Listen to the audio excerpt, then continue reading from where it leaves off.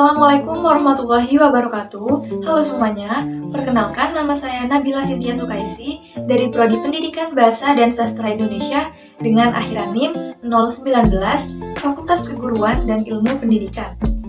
Pada video kali ini, saya akan membahas tentang fenomena kesulitan belajar yang dialami oleh peserta didik.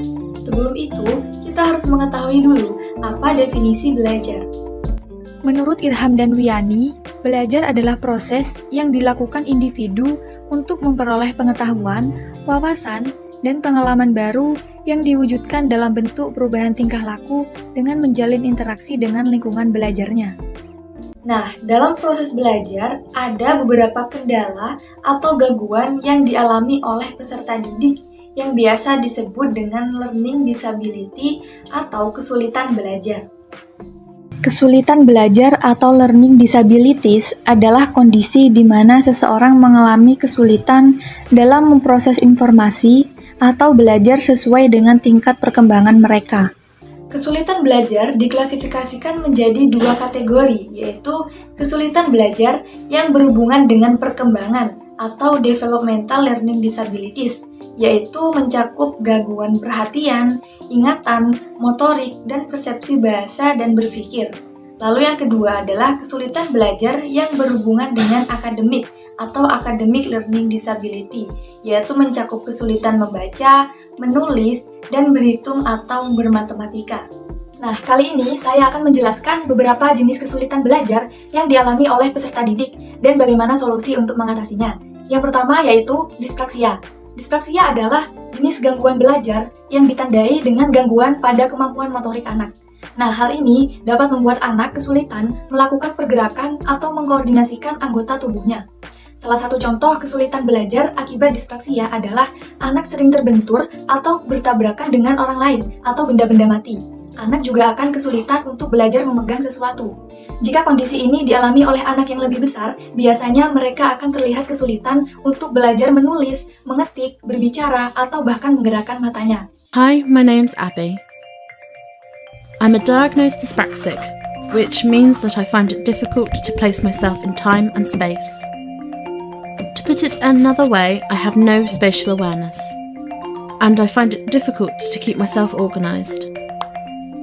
My family first knew that I suffered with dyspraxia at 4. Teachers noticed that I bumped into other children and fell off chairs for no reason. I'd even trip over thin air. I often find it difficult to organise my sentences. When out and about, I am very clumsy, falling over and smacking into walls and doors. Dalam video tersebut merupakan seorang wanita yang pada saat masa kecilnya mengalami gejala dispraksia. Solusi untuk mengatasi anak dengan gangguan dispraksia adalah dengan cara melakukan terapi okupasi. Terapi ini akan membantu anak untuk mempelajari kemampuan tertentu untuk mengatasi kesulitan yang mereka alami dalam melakukan aktivitas kesehariannya. Lalu yang kedua, terapi wicara dan bahasa. Terapi ini akan membuat perencanaan untuk membantu anak penderita dispraksia agar bisa berkomunikasi secara efektif.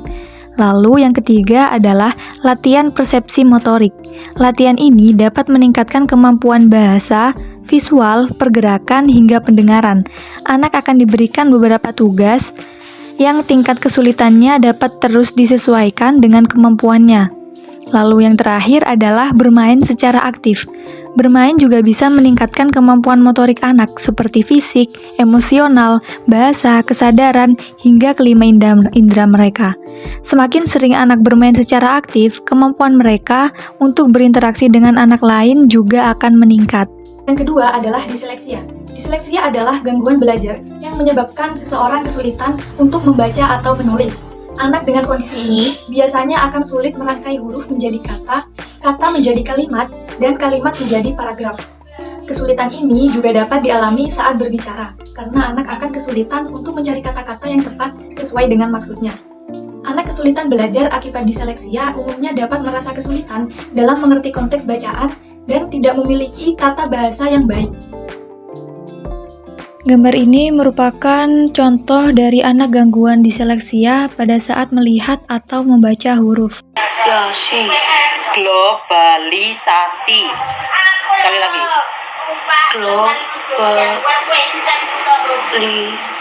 globalisasi. Sekali lagi. Globalisasi. Berapa kali Ibu bilang, Dek? Globalisasi. Globalisasi. Ini globalisasi, Dek. Sebenarnya kamu fokus enggak sih, Dek? Pada video tersebut merupakan salah satu contoh anak yang mengalami diseleksia. Cara untuk mengatasi anak dengan gejala diseleksia adalah dengan cara yang pertama, membacakan buku dengan pelafalan dan volume yang jelas di hadapan anak.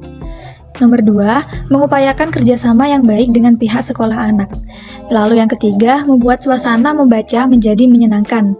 Yang keempat, menghindari celaan jika anak melakukan kesalahan saat membaca, agar anak dapat memiliki kepercayaan diri. Lalu yang kelima, mendiskusikan isi buku bersama dengan anak-anak. Dan yang terakhir adalah selalu memberikan dukungan kepada anak untuk belajar membaca, menulis, dan mengeja. Lalu yang ketiga adalah visual processing disorder. Visual processing disorder merupakan gangguan yang membuat penderitanya kesulitan dalam menginterpretasi informasi visual. Salah satu contoh kesulitan ini adalah kesulitan membedakan dua objek yang bentuknya mirip dan mengordinasikan tangan serta mata secara bersamaan. Contoh kasus dari visual processing disorder atau gangguan pemrosesan visual adalah seorang anak kelas 5 SD yang mengalami kesulitan dalam mengenali warna atau bentuk dengan akurat. Nah, solusi untuk mengatasinya adalah yang pertama, terapi penglihatan. Terapi ini dapat membantu melatih mata dan otak untuk bekerja lebih efisien bersama-sama. Latihan ini mencakup latihan mata, aktivitas koordinasi mata dan tangan, dan yang lainnya. Lalu yang kedua adalah terapi okupasional.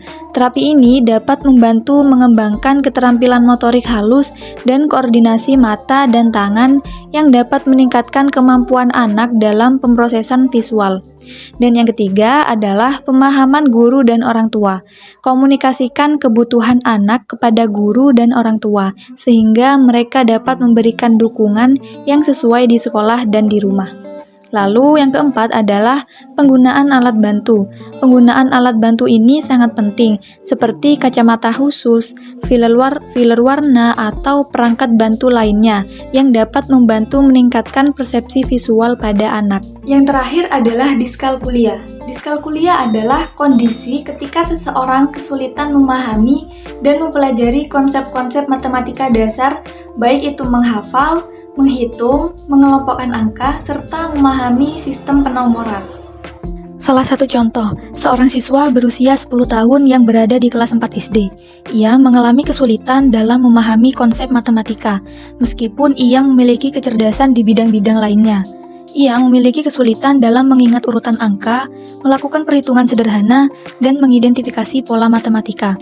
Nah, cara mengatasi gangguan diskalkulia tersebut adalah dengan cara menggunakan metode pembelajaran mengenai angka dengan melibatkan penggunaan gambar dan warna.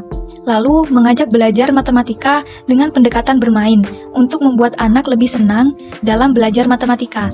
Lalu berikan dukungan yang cukup agar anak merasa percaya diri dan tidak stres dalam belajar matematika. Kesulitan belajar adalah kondisi yang bisa ditangani selama terdeteksi. Anak-anak dengan kondisi ini sangat mungkin untuk tumbuh tanpa masalah dan memiliki prestasi akademik yang setara dengan teman-temannya. Mereka hanya butuh penyesuaian karena kerja otaknya yang berbeda dari anak kebanyakan. Sekian video dari saya, kurang lebihnya mohon maaf. Wassalamualaikum warahmatullahi wabarakatuh.